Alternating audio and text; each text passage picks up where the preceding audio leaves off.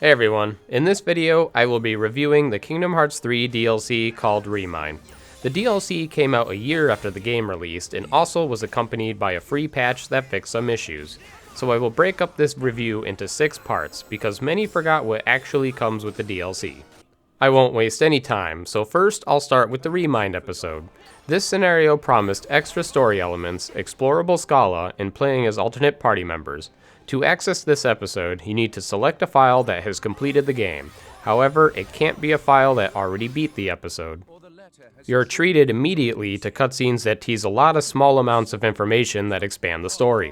While somewhat interesting, I still feel as if they didn't add as much as I'd hoped. Overall, it was very minimal to the story that these were included in the first place. Then, you also get to see Sora planning to go save Kiwi, which is what the main story is about in this episode.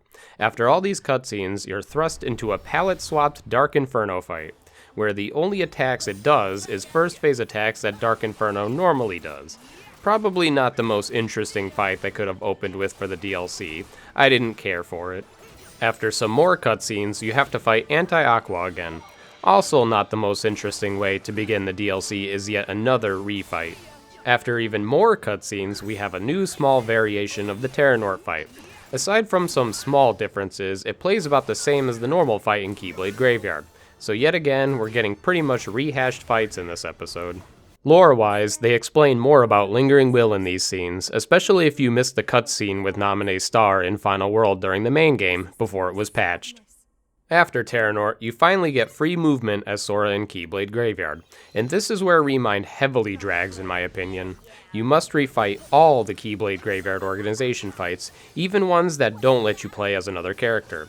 Not only that, but most of the cutscenes are exactly the same, so it ends up being a huge rehash. Now I understand this is probably the only way to do some of these fights with alternate characters, but ones like the Marluxia and Larxene fight, as well as Triple Xehanort, definitely didn't need to be refought. All they did was add in a new limit attack in these fights, which aren't really that exciting to me. But let's talk about the alternate characters, because that was a high selling point of the DLC for quite a few. As you may already know, I didn't expect much from it. It was clear that these alternate characters were one-time gimmick uses like during the main game. They don't have many mechanics that they have access to, so most of it boils down to you attack with them with the occasional shot lock, if they even have it, or use some magic. Riku, for example, is almost identical to his main game fights, except having a shot lock. Aqua is the same as her fight against Vanitas. The only new character to play as was Roxas against Saïx. They actually made it a bit more interesting. This time you had Xemnas participate in the second part of the fight. Roxas is strong and cool, but there was still not much to him, and a simple Garden to Reprisal attack loop trivializes the fight. So after all the alternate characters in Keyblade Graveyard, I didn't feel as if I really got that much out of them. It was nice, however, that your level didn't matter for them, as they appear to have fixed stats, so whether you're level 1 or level 99, they still deal the same damage. This was good because of their lack of gameplay mechanics could have made the fights drag on even longer than they should have. So after the DLC wastes your time doing the Triple Nort fight again, as cool of a fight as it is, we finally get to the other highly anticipated part of the Remind episode, which is Explorable Scala. In the main game, Scala was just the battleground of the final fights, but the DLC promised it to have real exploration. First, you have to clear a large fight against all the game's nobodies. This is possibly a nod to Cage2FM's Cavern of Remembrance nobody fights. Although the goal isn't to wipe out all the enemies, it's to take out the glowing shadow with 6 bars of HP. This is a rather challenging fight, and the terrain being in the way doesn't really help much, but Lynx and Ultima make quick work of this fight, of course. After that fight, you get to enter the next room of Scala, which was never in the main game. This is where I end up being slightly disappointed. Scala isn't really a full explorable world of any kind, they just added one large room. They filled it with a few low-level puzzles, and while there are enemies here, they aren't forced. On the plus side, the area looks amazing, and if you choose to fight mobs, you get to hear Scala's battle theme, which in the main game you had to basically stand still at the beginning of the final boss fights to hear it play for more than 5 seconds. But I'd be lying if I didn't say I wasn't too impressed with this being the only extra room added into Scala. To make it worse, when you finish all the puzzles, your reward is a fight against Darkseid for the 75th time in the series. Ariel makes the inflated HP less obnoxious, but it's an odd way to close out Explorable Scala. After this point, you're on rails for the rest of the episode. After taking out Darkseid number 83, the game forces you to once again fight the Xehanort replicas. I can't imagine how annoying a lot of this must be for first-timers who just beat the game, only to have to refight almost all of Endgame and basically rewatch half the cutscenes. It was an odd choice, possibly done to extend DLC length only. When you take out the replicas in Scala, you're eventually put into a big minigame fight against them again, but this time with all the Guardians of Light. I'm not big on minigames in the KH series, especially minigame fights, but it was cool to see this segment with all the Guardians of Light fighting together, as well as the banter and dialogue they say during it.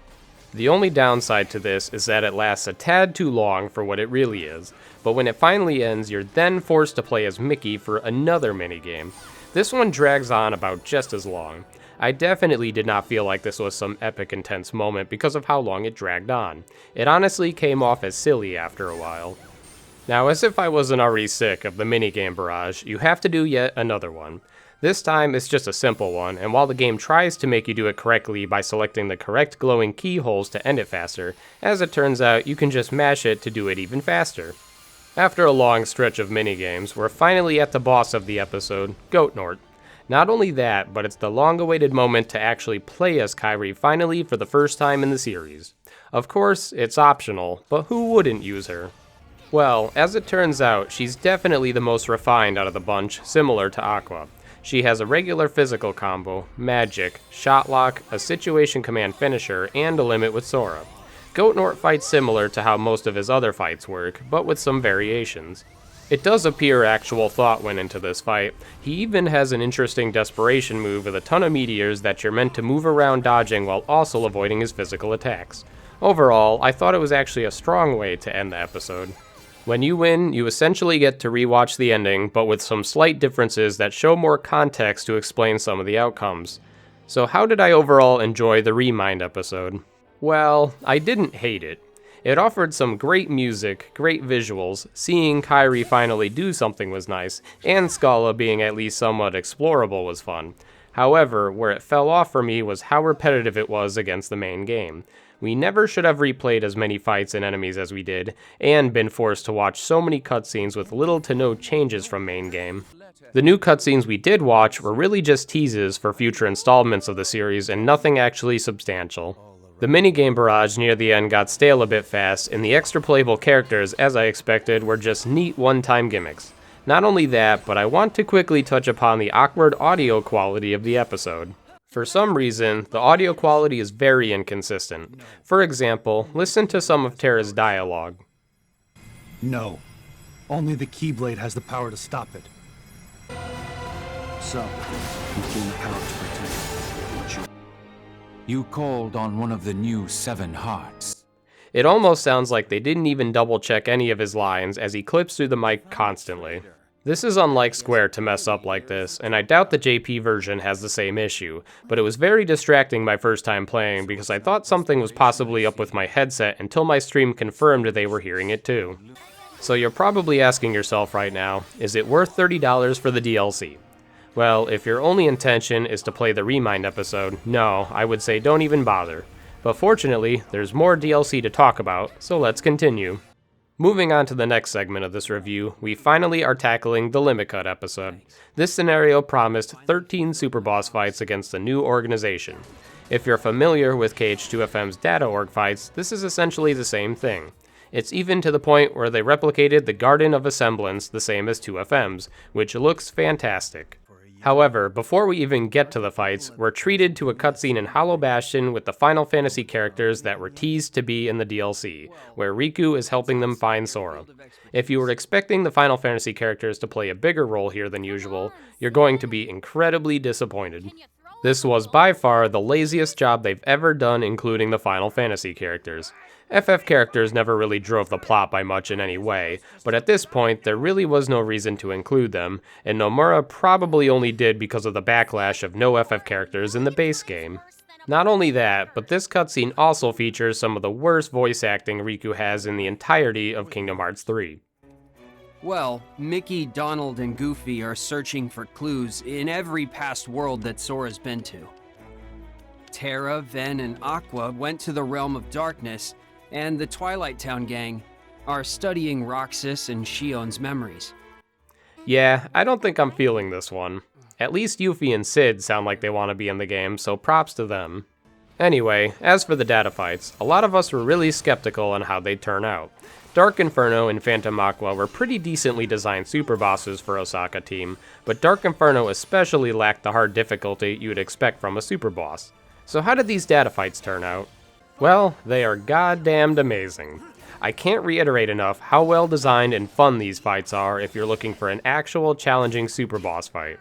If you want an easy button mashing time, then you won't like these, but these fights are incredibly hard to casually cheese through and force you to actually learn them a fair amount to win. Not just that, but every fight has nearly completely different attacks and AI for each org member. And what's also incredibly cool is each fight has a new remixed version of an existing song. For example, Marluxia has a new remix of Lord of the Castle, and even org members that share the same song, such as Syx and Xigbar with the 13th Dilemma, are completely remixed differently in both fights to fit their character themes. Needless to say, I did not expect them to put this much effort into their design. This blew me away. The only downside is that the arena is the same for all the fights, minus a couple tiny details here and there, but that's a small complaint compared to what we got, and I'll take it any day to the many other trash arenas that plague the main game with bad terrain. Considering KH2FM, the data fights were really just slightly revamped versions of their main game fights. Most of the time, they just have a faster and stronger version of their existing attacks. They went above and beyond revamping their movesets by this much. An initial KH3 critique is that everybody wanted solo org fights in Keyblade Graveyard because many didn't enjoy the group fights. However, I always stated if they did that, they'd have to make the org fights much harder because they're super easy when solo. So that was a fear of mine with the super bosses, is that they'd be too easy solo. Needless to say again, fortunately I was very wrong. These fights are relentless. Some of them almost never stop attacking too, such as Dark Riku and Xion. They'd done this in the past with bosses like Mysterious Vigor and No Heart from BBSFM, so why are those fights terribly designed but these so much better? Well, either somebody clued them in, or they finally figured it out themselves, which is that players tend to not like bosses that randomly can hit you without warning or that break out of attacks randomly. So they designed these fights similar to KH2's design, where bosses have openings, you can get full combos on them consistently, and all of their attacks are either telegraphed or reactable. Don't let anyone fool you with their criticism of these fights saying they're unfair. These fights are all fair and completely learnable. If you wanted button mashable fights, then yes, you will think these are unfair. But let's dive a tiny bit deeper into the design of these fights and what makes them so great. First off, as I just said, they hard punish button mashers. Unlike in 2FM.org, now these bosses take low damage if you attack them while they're not open. This forces the players to pay attention to the openings to get good damage, or else they will struggle much more. I support this design. KH2FM had cool things you could do during enemy attacks, such as Reflect, Slapshot into Reflect to maximize damage output. But since this game doesn't really have anything good like this during enemy attacks other than reprisals, there's not much to do during their attacks than wait them out for the punish. Secondly, another thing they punish is guard and roll spammers. Each boss has moves that intentionally either delay hits or have long active hitboxes to punish players who just spam these defensive options. KH3 dodge roll still is incredibly good to spam, but it isn't 100% safe as it was for Aqua and Ven in Birth by Sleep. So this forces players to usually try to learn how to dodge the attacks or they get randomly hit out of dodging. Another great design feature of them is that there is a good amount of openings, but not all of them are obvious. At this point in time, almost every attack a member has is punishable, but some of them are more hidden than others. But the essential ones tend to be if you reprisal the end of their attacks off of a guard, or after their attack if they just stand there for a tiny bit, then you know they're likely open. Also, they finally seem to get the hint that players don't enjoy chip damage if they're underleveled, so they fixed that for Data Org. They made the battle level of the org members 102 and also customized the value of the damage floor. Now, even if you are level 1 and don't equip food or accessories, you still deal decent damage. This is exactly what I hoped for because it doesn't artificially make the fight harder by just extending it to last another 10 minutes, but yet they're still long enough to be a hard challenge. And if you decide to use things like food, upgrades, or accessories, then you get a slight advantage. Sadly, they still have yet to fix this issue for main game, and at this point, they may never do it, but having it work well in the super boss fights is what I cared about most. So overall, Limitcut episode exceeded my expectations. I can't believe that for me, every fight is still fun. Sure, a couple are less fun than others, but I don't hate any of them.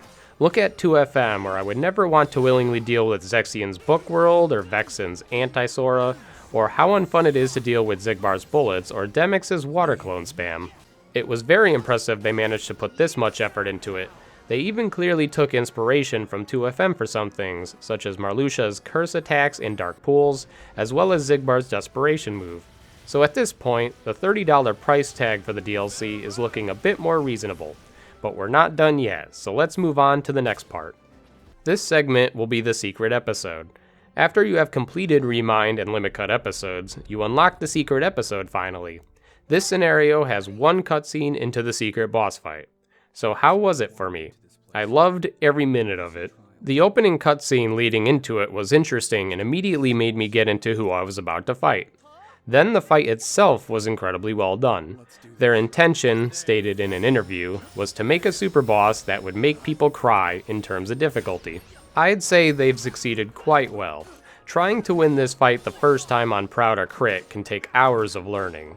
He's aggressive, has many different attacks and patterns, hits extremely hard, and his openings are very intuitive and make you think outside of the box. Everything this boss does is fair and has ways to deal with it. So once again, don't listen to people saying it's unfair. They likely wanted to quickly button mash through the fight, and when they found out you can't, they think it's bad design. Also, the atmosphere and music are pretty stellar here. I like the arena a lot better than other secret boss battlefields as well. Everyone that does this fight the first time immediately dies usually, and then the cutscene plays after.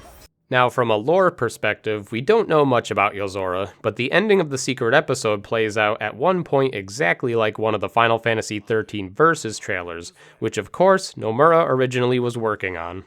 We still don't know what this will mean for the story, but between Master of Masters and Yozora's world now being part of the Caged universe, as well as finally parting from Xehanort to an extent, I'm very interested to see where this takes us. So this entire episode as a whole, from the cutscenes, the fight's design, Yozora being a cool character with good voice acting from Dylan Sprouse, this episode alone was an amazing experience for me. So that covers the DLC episodes. Now I will review the parts of the DLC people tend to forget exist. First, we have the easy and pro codes that have been added. Easy codes make the game significantly easier, and pro codes make the game significantly harder. There are two ways to access these menus.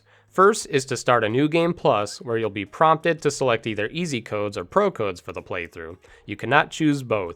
Second way is to beat the secret boss, and you'll unlock both menus on that file. For easy codes, they come with challenges you can complete. Fortunately, even if you already beat the main game, you can still complete all the easy code challenges. For pro codes, these restrict game mechanics that usually help you win fights much easier. There are merit points based on how many you have active for bosses that give out merit points. If you already beat the game, you can definitely still get A rank, but it will require you to take out all the Data Org and Secret Boss with nearly all codes on, as well as Dark Inferno, and if you still need more points, there's the final boss as well. For Data Org and Secret Boss, all pro codes appears fine, as if they were designed to be handled with them all on. However, the main game is a train wreck with them all on. The good news is that the merit points are only bosses, and some bosses don't even count. So for mob fights, you can turn off pro codes with no penalty. It would be truly an unfun nightmare to do all mob fights with all pro codes. But even the bosses with all pro codes don't seem designed for them in the main game. It's definitely pretty manageable, but two bosses, specifically Lump of Horror and Skull, are very unfun chip damage fights. Skull definitely wasn't meant to be done with all pro codes on from what I can tell. Unfortunately, as I feared, they didn't rebalance the main game whatsoever. They seem to want you to just self-impose restrictions with pro codes, which is unfortunate. It's always still possible they could patch the remaining issues I stated in a previous video, but it's not as likely now. So in the end, pro codes on Data Org and Secret Boss were very fun and a good challenge for me, but main game bosses were a bit of a drag and not that interesting with them. If you want a good, fun challenge for main game, perhaps try level 1 critical mode, but try not to use many links or Ultima. Next part of the DLC that sometimes gets overlooked is the data greeting. This feature allows you to create interesting photos with the game's scenery, characters, and even enemies. While this feature doesn't matter to me, I've seen many have a blast with the level of creativity this feature allows you to accomplish.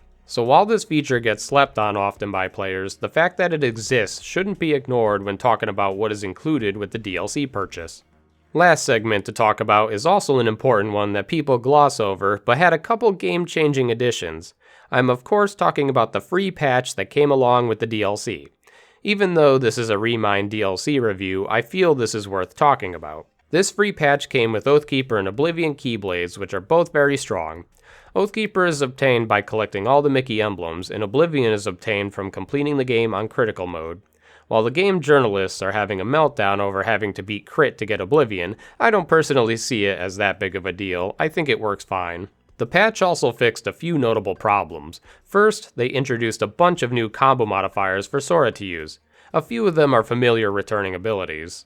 I've seen some insane people try to say that these didn't make that big of a difference, but I feel as if they are essential to make base Sora combo like he should. The new modifiers are pretty fluid and good at catching enemy openings with their multi-attack hitboxes. They also added in a new finisher, Last Charge. While this finisher is not on the level of ones like Explosion and 2FM, it's still a nice quick finisher that also doesn't have a ton of end lag, but can still also do strong damage and stun. What's even better is some forms can use some of these modifiers, such as second form can now use them at the beginning of the combo. The even better news is that they also fixed our other common combo complaint of not being able to cancel all attacks fast. Now Triple Rush and Speed Slash are fast to cancel, making them not as dangerous to use now. The only real downside that bugs me is we don't really have cool button alternate combo mods, such as how Horizontal Slash and Finishing Leap worked in 2FM. Of course, they likely didn't due to lack of buttons to make them work well. Square button can't be used anymore for those due to being able to cancel combos into a guard or dodge roll. So while I miss this, it isn't a deal breaker of any kind. So on top of fixing combo modifiers and fast canceling, they also touched up the targeting system a bit. As I stated in a previous video, it was a bad design choice to not let Sora target enemies behind him like the rest of the series. It seems they listened and now fixed that.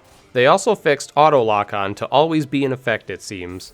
This can work against you sometimes, but it does help if you need to guard quick teleport attacks that may be from behind. I suspect they fixed this because of that reason alone, due to the way the data battles and secret boss work. For other patched issues, they touched up some cutscenes a bit with new visuals and audio changes. They also made the Nominate cutscene impossible to avoid in the final world. This cutscene explained a little bit about how Lingering Will showed up against Terranort, where if you avoided the cutscene, you probably were a tad confused. Either way, this was a very welcome patch that does get overshadowed by the DLC contents, so I praise them for fixing some highly requested issues, but hope they continue to fix the rest. Sadly, game balance itself was untouched. Links still rule the main game, as well as a couple other imbalanced methods of combat, such as AoE fire spam on single target bosses. We can still hope, but that's for another video. So that concludes my Remind DLC review. The big question here is, was it worth the $30? For me, an easy yes. I love super bosses, and especially well-designed super bosses, so having 14 really fun and well-designed super bosses is a ton of content for me to work with. If you don't like super bosses or a hard challenge, then you're left with a much smaller reason to want to spend $30 for the DLC. The main Remind scenario to me was mostly a waste of time, minus a couple cool tiny parts. And if data greeting is also not your thing, then all you have left is super bosses. So whether or not this DLC is worth it for you depends on why you play Kingdom Hearts. Even if you play for story only, it may not be worth $30 due to the amount of story added being so minimal. As always, thanks for watching.